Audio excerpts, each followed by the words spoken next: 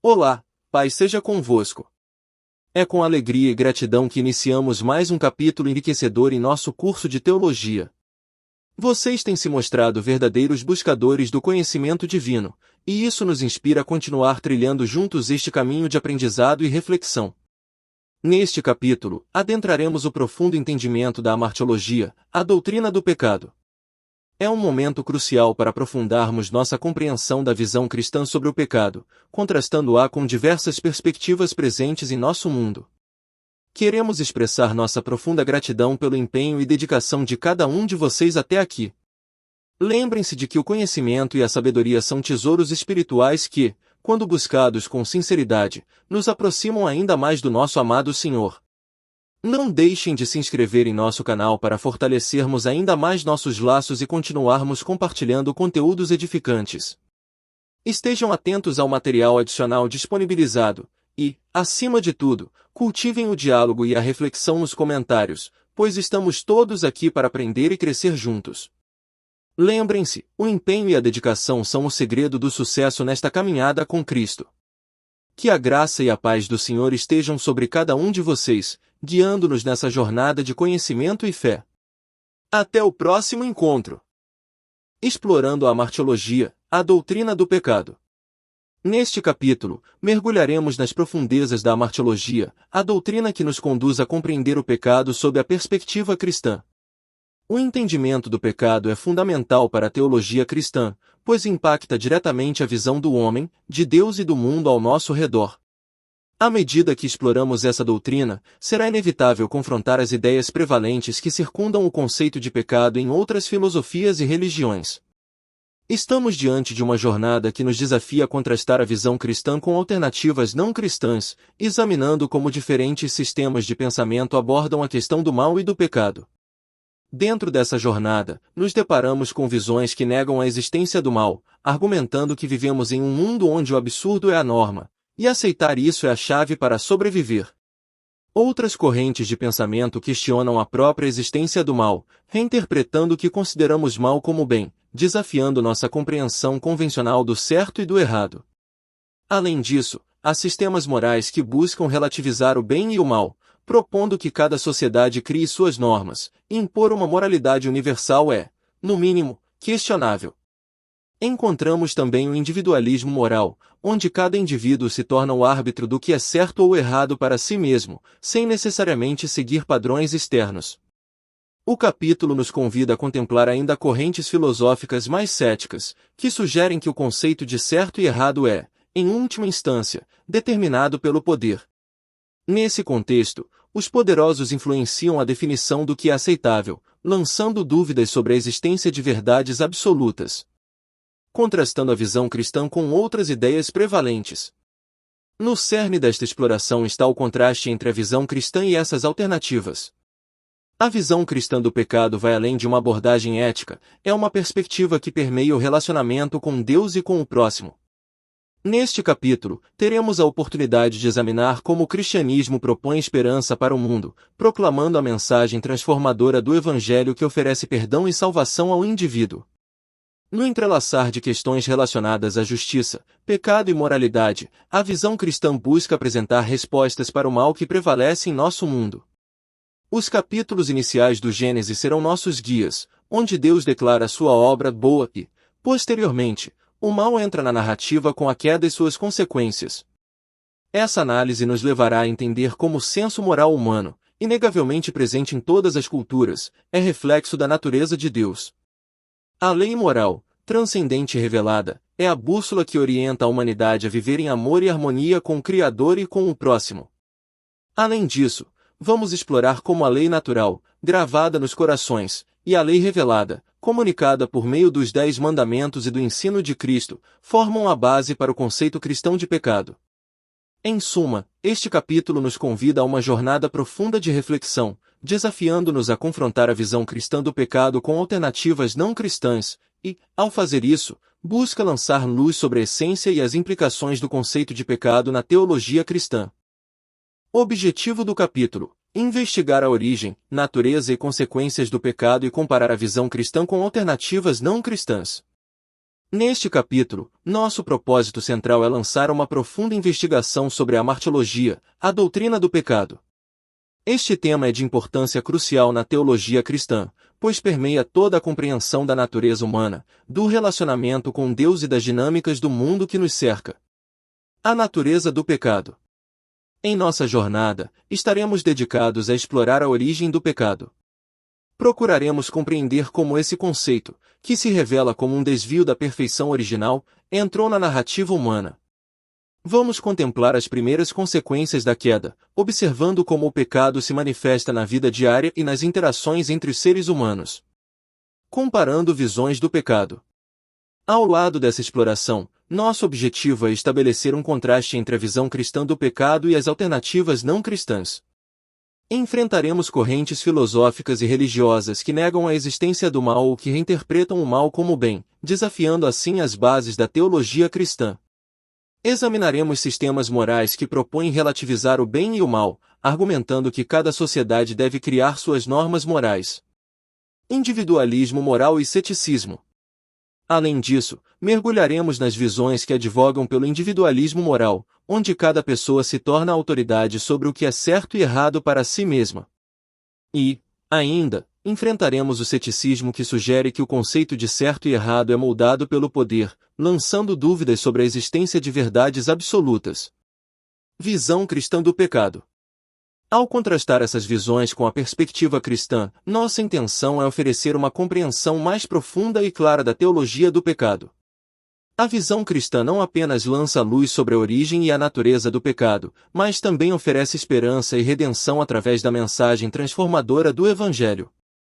Exploraremos como o cristianismo propõe respostas para o mal que prevalece no mundo, reconhecendo o papel do pecado e sua superação por meio do perdão e da salvação.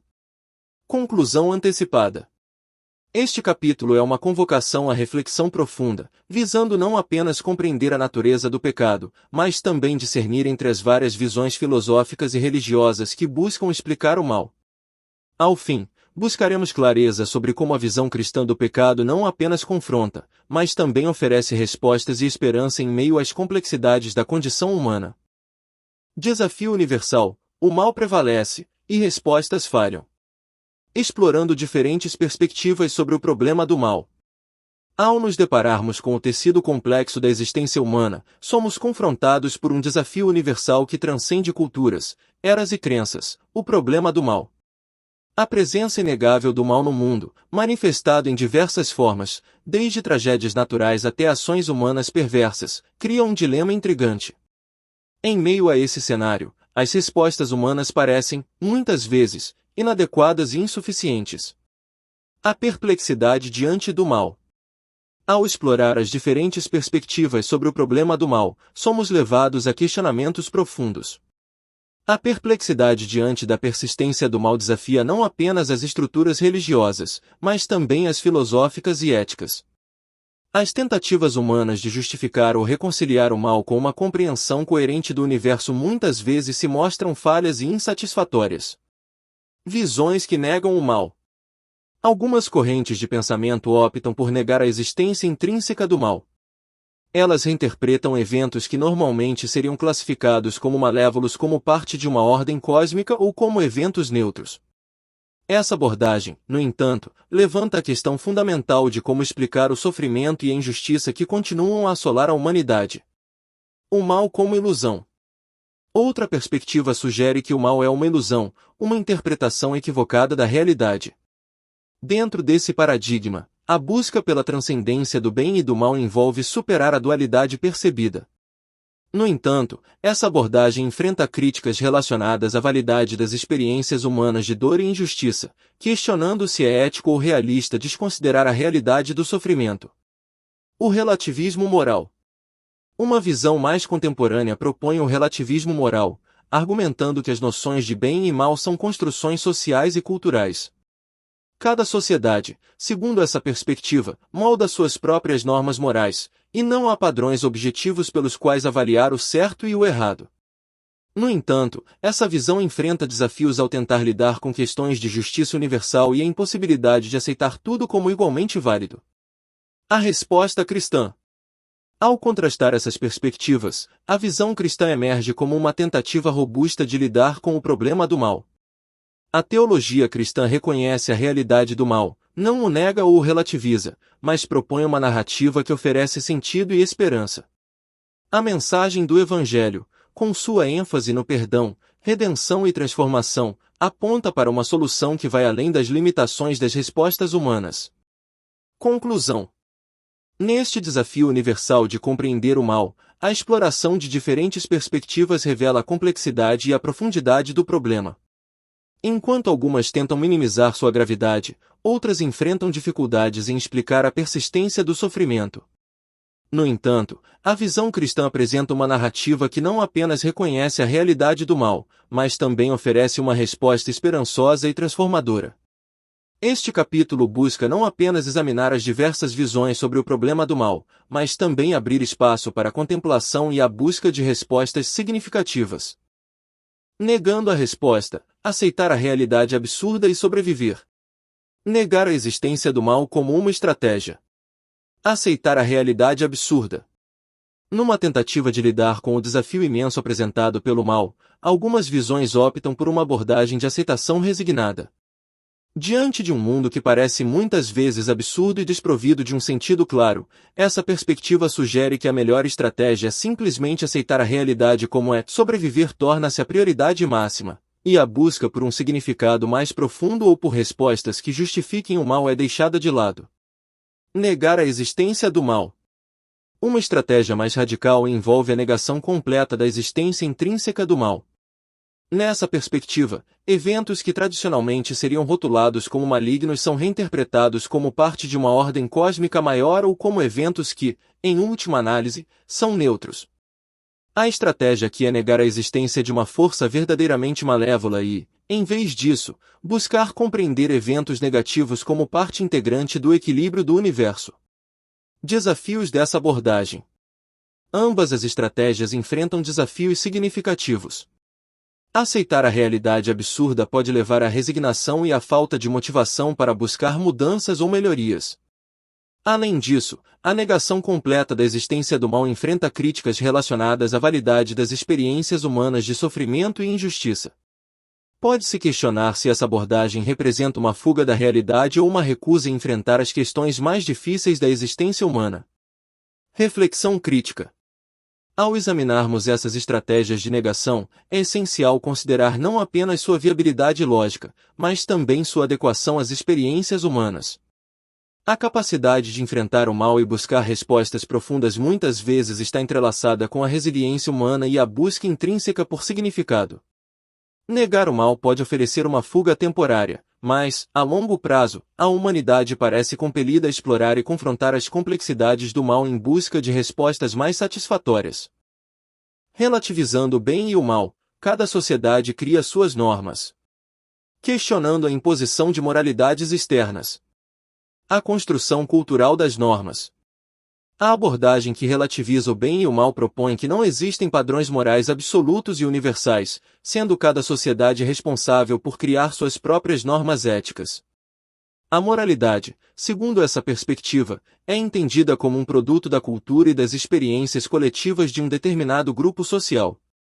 O que é considerado certo ou errado, bom ou mal, é moldado pelas crenças, tradições e valores dessa sociedade específica. Questionando a imposição de moralidades externas. Essa visão crítica se estende à ideia de que normas morais externas devem ser impostas a diferentes sociedades. Argumenta-se que a imposição de uma moralidade global pode ser etnocêntrica, ignorando a diversidade cultural e a multiplicidade de perspectivas éticas. A rejeição dessa imposição é muitas vezes motivada pela crença na autonomia das comunidades para determinar suas próprias normas, alinhando-se com a ideia de que não há uma verdade moral única que se aplique a todos. Desafios e controvérsias.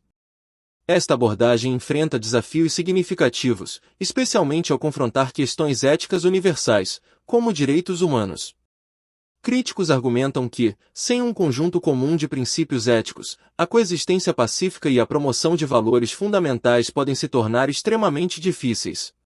A relativização completa do bem e do mal pode, em última análise, levar a uma falta de parâmetros éticos compartilhados, levantando questões sobre como a sociedade pode manter um equilíbrio entre a diversidade cultural e a necessidade de normas éticas fundamentais. Reflexão crítica. Ao considerarmos a relativização do bem e do mal, é vital ponderar sobre como reconciliar a diversidade cultural legítima com a necessidade de estabelecer padrões éticos comuns para a convivência global. Existe um equilíbrio delicado entre respeitar a autonomia cultural e reconhecer a importância de valores éticos fundamentais que transcendem fronteiras. Essa discussão desafia a humanidade a encontrar maneiras de construir um consenso ético que respeite a diversidade, mas também promova valores que garantam o respeito mútuo e a justiça em escala global. Individualizando a moral, cada indivíduo define certo e errado para si mesmo. Explorando a ética existencialista. A liberdade de escolha na ética existencialista. A perspectiva de individualizar a moral está profundamente conectada à ética existencialista, que enfatiza a liberdade e a responsabilidade individuais na definição do que é certo e errado. Segundo essa visão, cada pessoa é vista como um ser livre, capaz de criar seus próprios valores e significados na vida.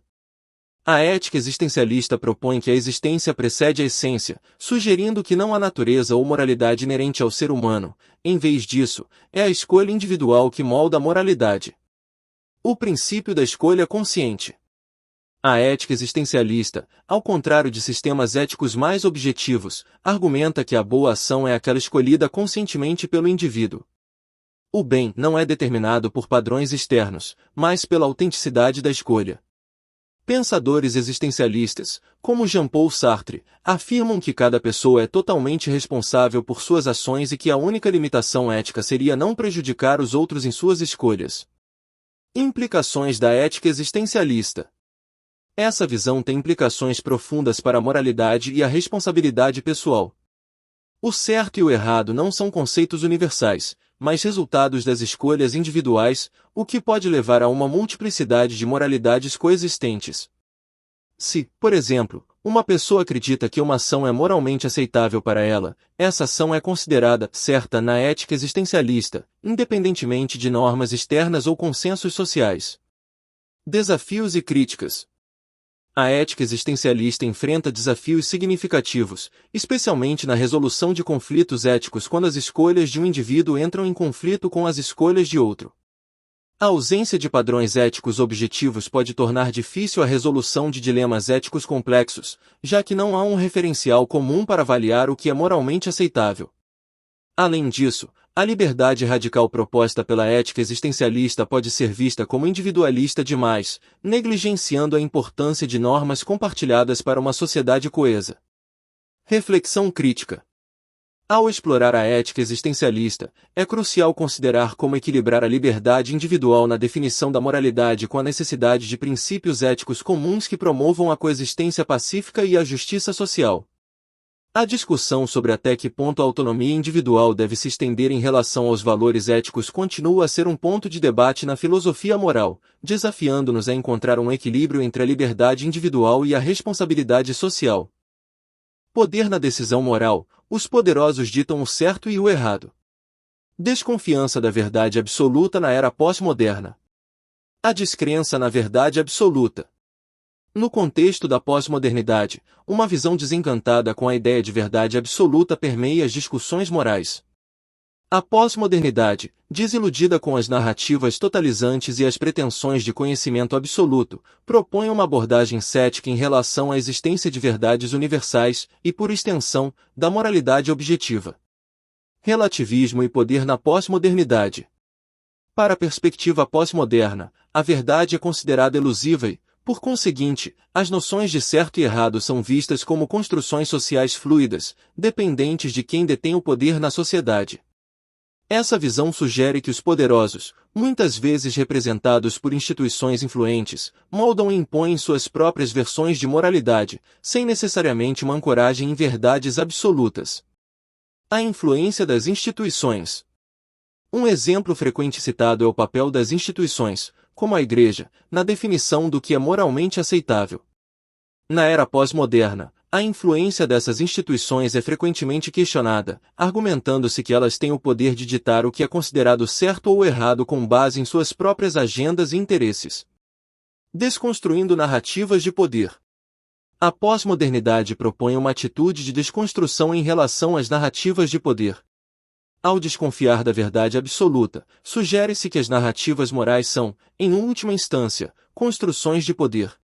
Se uma instituição detém o poder de impor suas visões morais, a pós-modernidade questiona se essas visões são inerentemente corretas ou simplesmente uma manifestação do poder que as sustenta. Desafios éticos da descrença na verdade absoluta. No entanto, essa abordagem pós-moderna enfrenta desafios éticos significativos. A ausência de uma base moral objetiva pode levar à fragmentação moral, onde diferentes grupos e indivíduos adotam visões totalmente distintas do que é ético. Isso pode criar desafios para a cooperação social e a resolução de conflitos éticos. A evolução da moralidade na pós-modernidade. Na medida em que a pós-modernidade desafia as estruturas tradicionais de poder na definição do certo e errado, ela também oferece oportunidades para uma compreensão mais inclusiva e diversificada da moralidade. Ao questionar a autoridade absoluta, há espaço para vozes marginalizadas e perspectivas éticas alternativas emergirem. Conclusão crítica. Ao explorar a relação entre poder e moralidade na pós-modernidade, é vital considerar como equilibrar a desconfiança na verdade absoluta com a necessidade de princípios éticos compartilhados. O desafio reside em promover uma ética que seja sensível à diversidade de experiências e perspectivas, ao mesmo tempo que busca fundamentos éticos que possam unir sociedades em busca do bem comum. Visão cristã do pecado, baseada no relacionamento com Deus e o próximo. A promessa de transformação e redenção. O relacionamento vertical e horizontal. A visão cristã do pecado é profundamente enraizada nos princípios do relacionamento, tanto com Deus quanto com o próximo. Essa perspectiva reconhece que os 10 mandamentos, dados por Deus, são divisíveis em 2 conjuntos. Os 4 primeiros orientam nosso relacionamento vertical com o Criador, enquanto os 6 restantes tratam do relacionamento horizontal com nossos semelhantes. A dimensão vertical, relacionamento com Deus.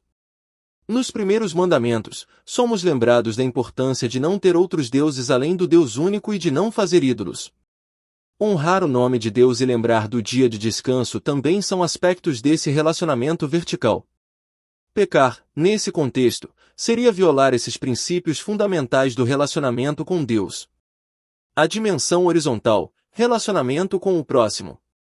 Os mandamentos restantes destacam a importância de honrar pais, não matar, não cometer adultério, não roubar, não dar falso testemunho e não cobiçar. Essas orientações moldam nosso comportamento em relação aos outros, delineando princípios éticos para uma convivência saudável e justa. Qualquer desrespeito a esses princípios é considerado pecado, prejudicando o relacionamento horizontal. A esperança na transformação. A visão cristã do pecado não é fatalista. Em vez disso, é permeada pela esperança de transformação e redenção. A mensagem central do cristianismo é que, mesmo diante do pecado, há oportunidade para arrependimento, perdão e renovação. Essa perspectiva é personificada na figura de Jesus Cristo. O papel transformador de Jesus. Jesus, no ensino e exemplo, oferece uma visão prática de como viver sem pecar. Ele não apenas ensinou sobre o amor a Deus e ao próximo, mas também personificou esses princípios em sua vida terrena. Seu sacrifício na cruz é visto como a resposta divina ao problema do pecado, proporcionando a redenção e a reconciliação entre Deus e a humanidade. O convite à transformação pessoal. Para os cristãos, a mensagem da transformação pessoal é central. Através do arrependimento, reconhecendo e abandonando o pecado, e da fé em Cristo, acreditando em sua obra redentora, a promessa é de uma nova vida em comunhão com Deus e uma transformação contínua na imagem de Cristo. A redenção na comunidade cristã. Além da dimensão individual, a visão cristã do pecado enfatiza a redenção na comunidade cristã. A Igreja é vista como um corpo coletivo que apoia, encoraja e desafia uns aos outros na jornada da transformação. O perdão mútuo e a busca coletiva pela santidade são aspectos fundamentais dessa visão. Conclusão encorajadora.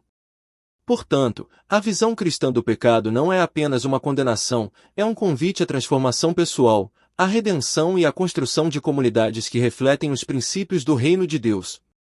O cerne é a crença na capacidade de Deus de restaurar e renovar, trazendo esperança mesmo diante das falhas humanas. Deus bom, universo moral, senso moral como reflexo da natureza de Deus. Lei moral como eterna, imutável e benéfica. A visão cristã fundamenta a moralidade em Deus, o Criador do universo e a fonte de todo o bem.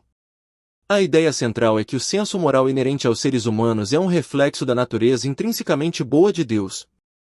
C.S. Lewis destaca essa conexão ao afirmar que a humanidade tem uma curiosa ideia de que deveria comportar-se de uma certa maneira e, ao mesmo tempo, reconhece que frequentemente não age de acordo com essa ideia. Origem divina do senso moral.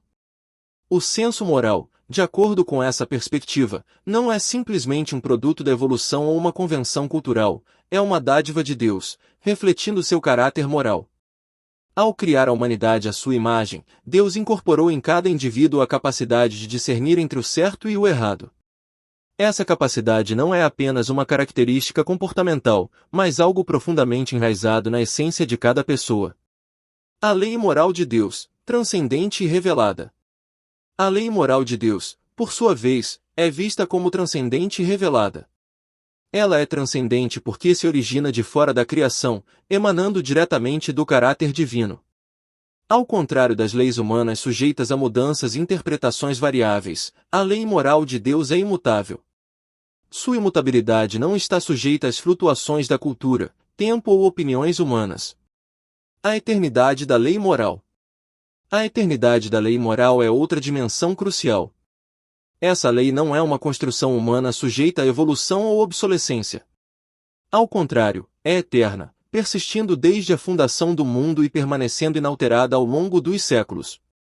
Sua eternidade é uma afirmação de sua relevância atemporal e sua aplicabilidade universal. A benignidade da lei moral. A benevolência da lei moral de Deus é ressaltada na visão cristã.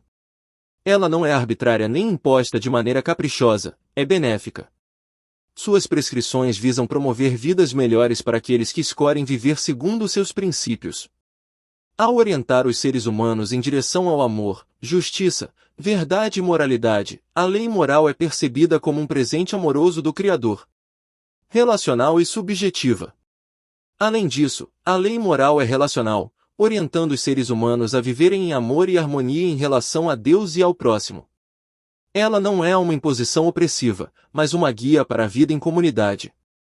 Sua subjetividade expressa na consciência de cada indivíduo, agindo como uma bússola interna que sinaliza o dever moral. Universabilidade da lei moral. Essa visão cristã desafia a noção de relativismo moral ao afirmar a universalidade da lei moral. Independentemente de cultura, tempo ou geografia, as normas morais estabelecidas por Deus são aplicáveis a todos. C.S. Lewis argumenta que, ao examinar códigos de conduta em várias sociedades, vemos uma notável semelhança, indicando uma fonte comum e universal. Conclusão fundamentada no caráter de Deus. Em resumo, a visão cristã do universo moral é enraizada no caráter benevolente de Deus. O senso moral, concedido por Deus, é um reflexo dessa bondade. A lei moral, transcendente, eterna, benéfica, relacional e universal, é uma expressão da natureza divina que busca guiar a humanidade para uma vida de significado, propósito e harmonia. Essa perspectiva não apenas fundamenta a moralidade, mas também oferece um padrão absoluto e eterno para o discernimento entre o bem e o mal. Moralidade universal, normas absolutas e universais, contraste com o relativismo moral. Na visão cristã, a moralidade é concebida como um conjunto de normas absolutas e universais, contrapondo-se diretamente ao relativismo moral que permeia muitas filosofias contemporâneas. Esse contraste revela profundas divergências sobre a natureza do certo e do errado, bem como sobre a fonte e aplicabilidade das normas éticas. Normas absolutas e universais.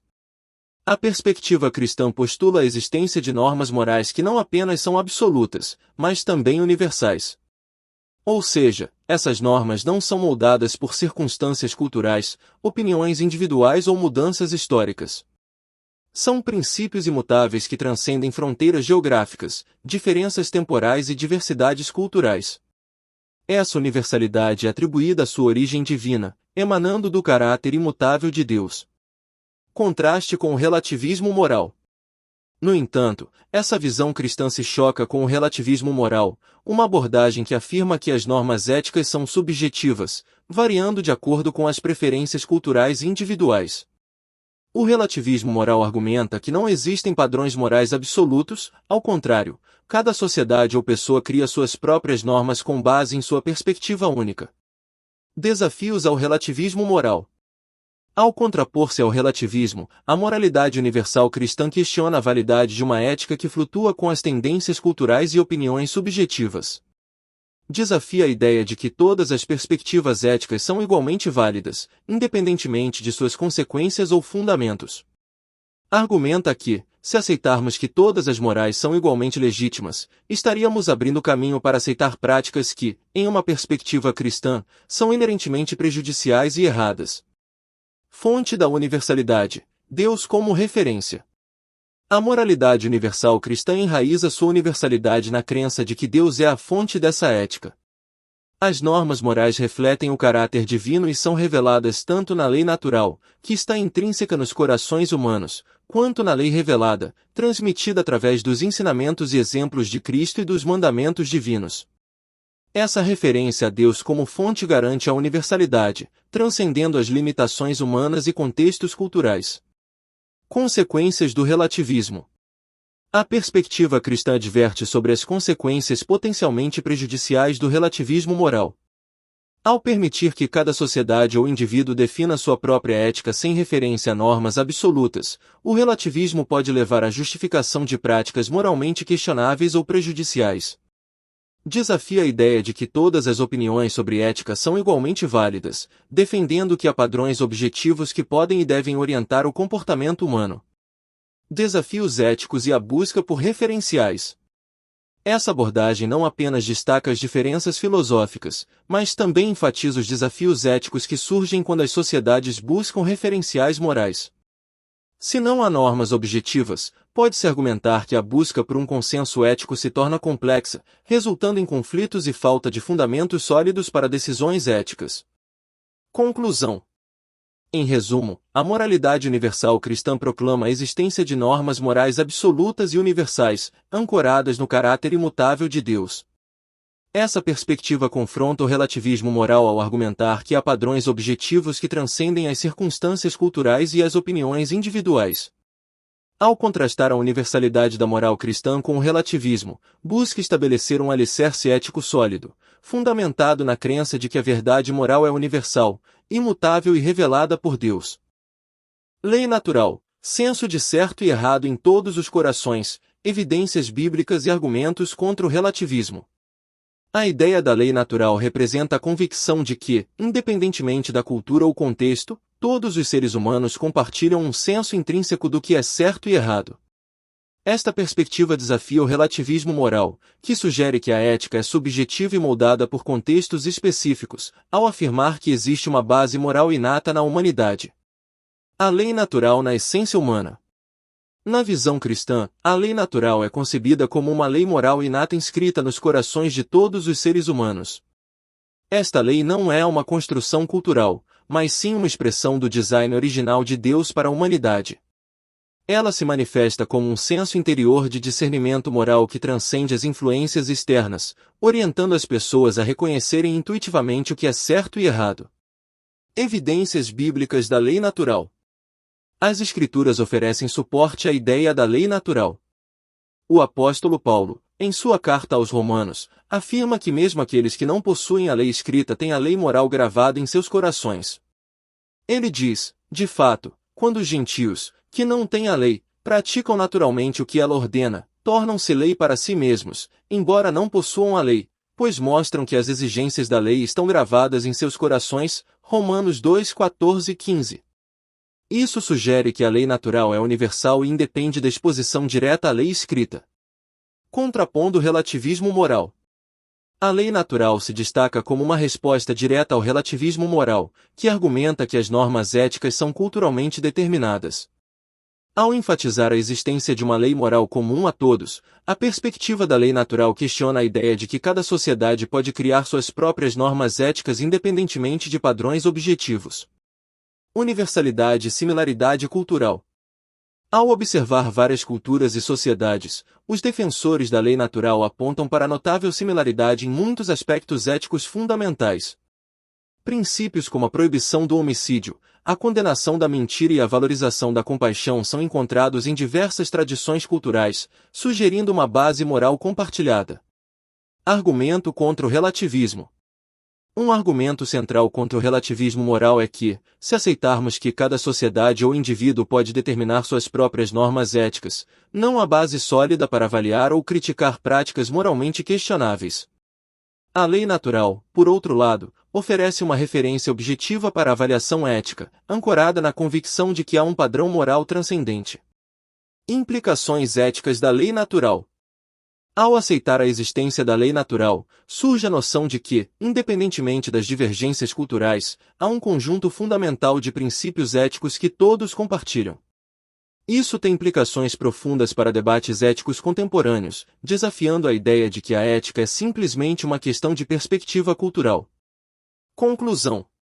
A compreensão da lei natural como um senso inato de certo e errado presente em todos os corações proporciona uma base firme para argumentar contra o relativismo moral.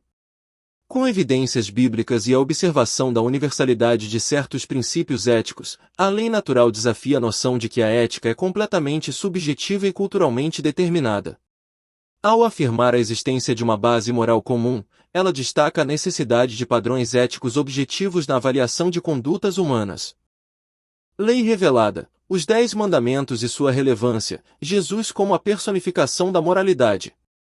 A lei revelada, no contexto cristão, é um elemento crucial na compreensão da moralidade. Representada principalmente pelos 10 mandamentos, ela oferece diretrizes claras sobre o comportamento humano e estabelece padrões éticos que orientam a conduta em relação a Deus e ao próximo. Os 10 mandamentos, fundamento da lei revelada.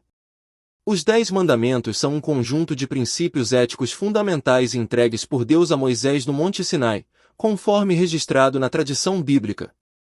Esses mandamentos abrangem diversas áreas da vida, desde o relacionamento com Deus até as interações sociais entre as pessoas. Eles oferecem um código moral específico e objetivo que serve como base para a compreensão do certo e errado no contexto judaico-cristão. Relevância contínua dos 10 mandamentos. Apesar de sua antiguidade, os 10 mandamentos mantêm uma relevância temporal.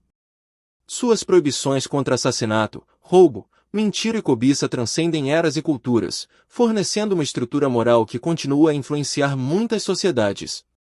A presença desses mandamentos na lei revelada destaca a visão de que certos princípios éticos são universais e imutáveis. Jesus e a lei revelada. Jesus Cristo, na tradição cristã, é visto como a personificação da moralidade contida na lei revelada. Ele não apenas reafirmou a validade dos 10 mandamentos, mas também os expandiu, dando-lhes uma dimensão mais profunda. Em seus ensinamentos, Jesus destacou a importância não apenas da obediência externa à lei, mas também da pureza interna e da intenção do coração. A lei revelada e o Sermão da Montanha. Um exemplo notável do ensino de Jesus em relação à lei revelada é o Sermão da Montanha registrado nos Evangelhos. Neste sermão, Jesus não apenas cita os mandamentos, mas vai além, abordando questões de raiva, pureza, amor ao inimigo e a necessidade de uma justiça que excede a dos escribas e fariseus. Ele não nega a validade dos mandamentos, mas amplia seu significado e aplicações. Jesus como modelo moral. Além de ensinar sobre a lei revelada, Jesus personifica a moralidade contida nesses princípios. Sua vida na terra é considerada um exemplo supremo de como viver em conformidade com a vontade de Deus. Ao demonstrar compaixão, perdão, humildade e amor ao próximo, Jesus não apenas ensina sobre a ética contida na lei revelada, mas a encarna de maneira tangível. O cumprimento da lei. Jesus declarou: "Não pensem que vim abolir a lei ou os profetas, não vim abolir, mas cumprir." Mateus 5:17. Ele não veio para anular a lei revelada, mas para dar a ela pleno significado e cumprimento em sua própria vida e ensinamentos. Sua presença e obra são interpretadas como o cumprimento da promessa contida na lei revelada. A redenção e a lei revelada. Outro aspecto fundamental da relação entre Jesus e a lei revelada é a perspectiva de redenção. Enquanto a lei aponta para a necessidade de justiça e a impossibilidade humana de cumpri-la totalmente, Jesus, por meio de sua morte e ressurreição, oferece redenção e reconciliação. Ele não apenas apresenta a lei, mas também fornece o caminho para a restauração da comunhão com Deus. Conclusão. A lei revelada, manifestada nos 10 Mandamentos e personificada por Jesus, desempenha um papel vital na orientação ética para os cristãos.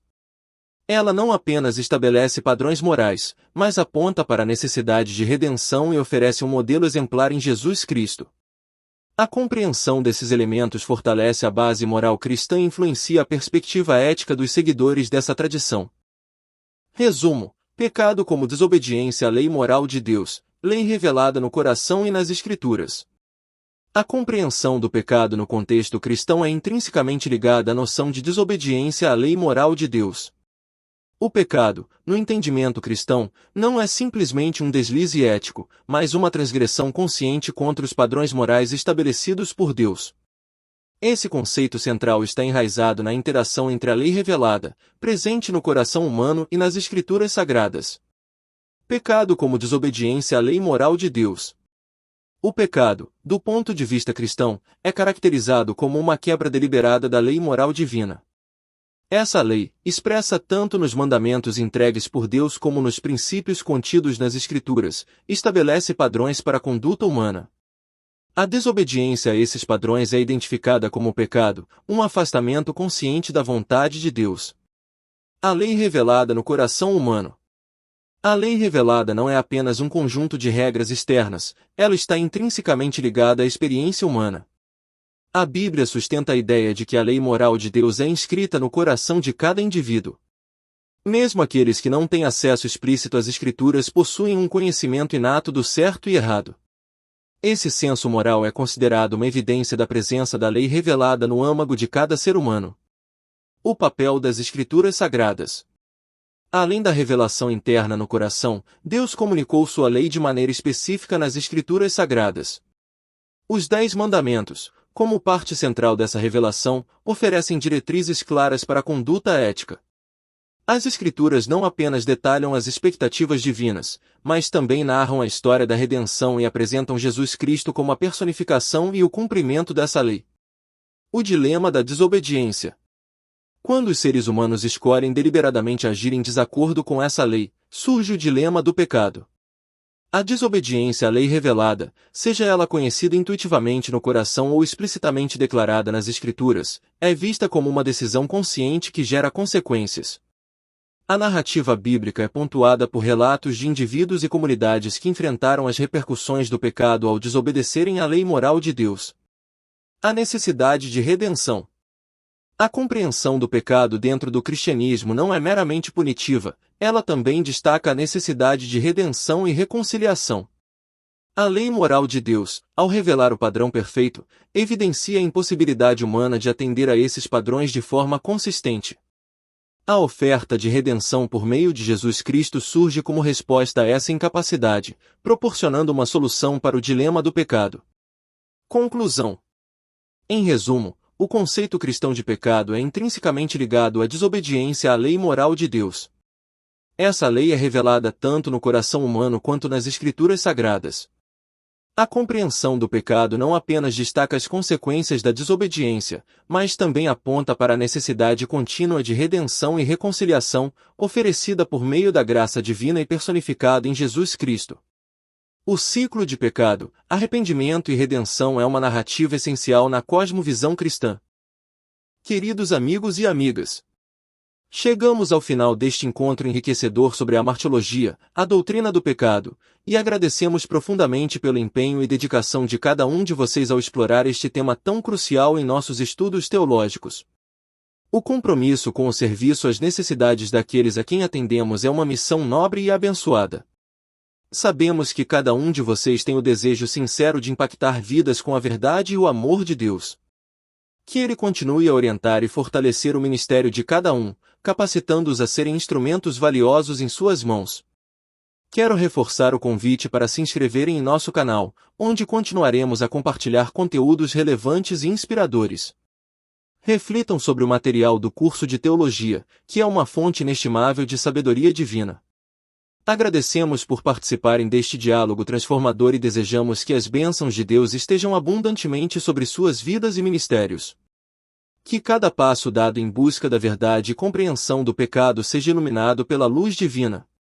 Aguardamos ansiosamente pelo próximo encontro, onde continuaremos juntos essa jornada de aprendizado e crescimento espiritual. Que a paz de Deus esteja com cada um de vocês. Deus os abençoe. Perguntas e respostas. Questões e respostas. 1. Qual o nome técnico para a doutrina do pecado? Resposta: a martiologia. 2. A moralidade cristã é baseada em quem? Resposta: a moralidade cristã é baseada no caráter de Deus. 3. O que significa dizer que a lei moral de Deus é universal? Resposta: significa que a lei moral de Deus se aplica a todos os indivíduos, em todos os lugares e em todos os tempos. 4. Deus comunica as suas leis de duas formas, através da lei natural e da lei revelada. Explique a diferença entre as duas incluindo textos bíblicos que dão suporte. Resposta: a lei natural é o senso de certo e errado embutido no coração de todos os homens, independentemente de terem tido contato com o cristianismo. A lei revelada é comunicada por Deus de maneira específica, como nos 10 mandamentos e no ensino de Jesus.